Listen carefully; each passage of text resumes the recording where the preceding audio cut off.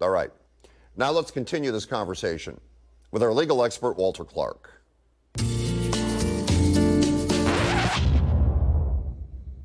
All right, Walter, consequences. You can say what you want, you can do what you want. That's not a problem as long as you don't hurt anybody. I don't know if people really consider that there are consequences. What do you think? There's no difference between using the right of free speech or any other right. You can't, of course, use it in a way that causes harm. Now, that's the basics. What people don't seem to understand is that the First Amendment right really just applies to the government. So the government can't limit your rights to expression. The government allows you to burn a flag. The government allows you to hang a flag upside down.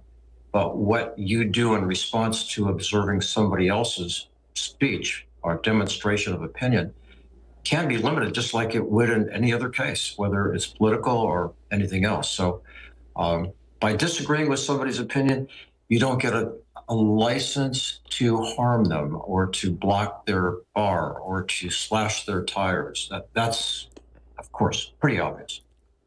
You raised a question the other night, though, with the sheriff that I think is very interesting in this regard, because all of your viewers agreed the sheriff has a right to express his opinion about things. The difficulty comes when it appears that a law enforcement officer said he's not going to enforce the law. I mean, that did happen with regard to the masks. He didn't want to enforce any rules regarding the masks.